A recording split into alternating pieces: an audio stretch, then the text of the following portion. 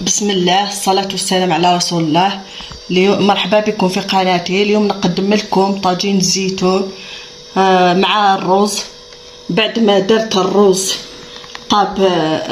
طاب في الماء والملح وشويه مارغرين ولا زبده، نحطو نبداو بالطبق تاعنا اللي هو متكون شويه تاع الدجاج اللي كاين وشويه زروديه والبصل نسكرفجوه والثوم وفلفل حاره والزيتون وشويه لي زيبيس هما التوابل هما الرند ومكعب جومبو، الزنجبيل، راس الحانوت وشويه معدنوس يابس وفلفله حاره وشويه كمون وشويه بسم الله. اول حاجه نديروها نسكرفجوا البصل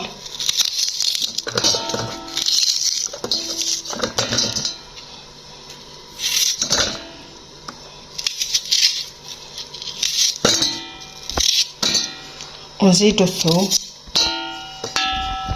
قطعوهم كبار من بعد نرحيوهم،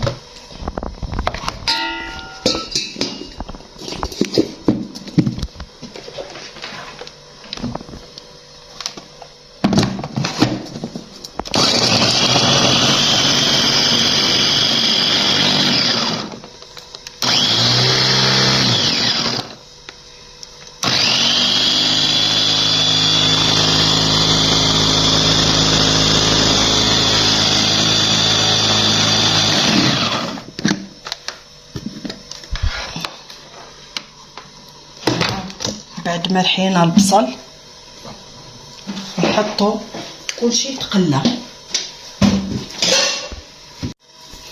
هاو حطينا زيت العافيه ونزيدو شويه مارغرين، انا نحب يتقلى مليح، ونزيدو اطراف الدجاج ونحطو كلشي يتقلى مع بعض. كي يتقلى كاع الدجاج نزيدو المكونات واحد اخرين. بعد ما تقلى ضفنا له البصل ونزيدو معاه توابل اللي هما الرند، اوراق الرند،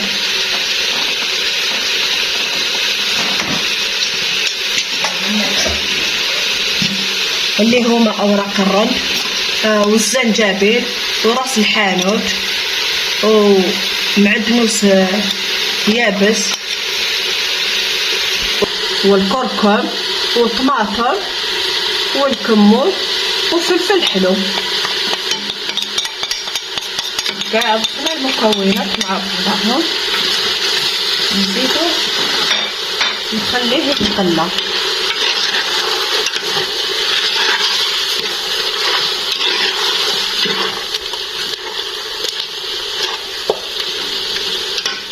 بلا ما نساو الملح.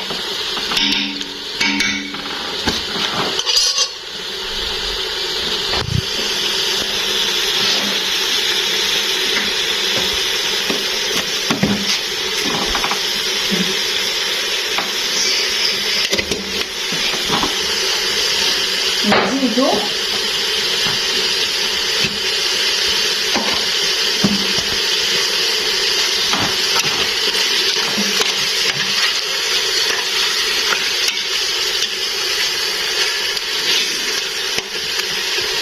نزيدو الجزر وحبه بطاطا باش نرحيوها مع الفخار وحده فلفله حاره ونخلوه كاع يتقلى مع بعض.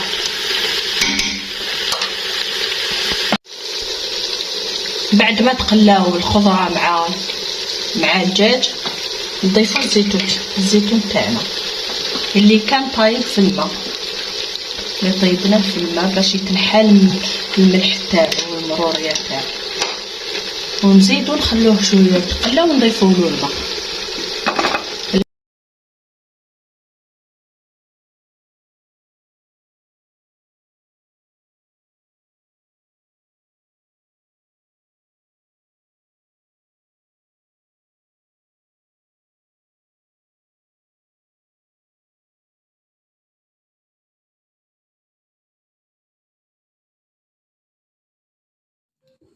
ها الطبق تاع اليوم وجد، ان شاء الله يكون نال اعجابكم.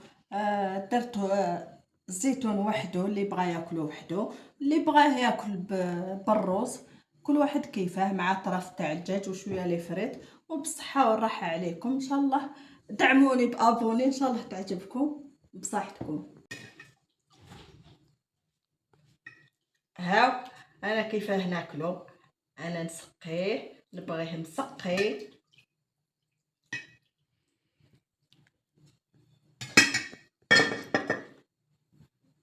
وشهية طيبة للجميع.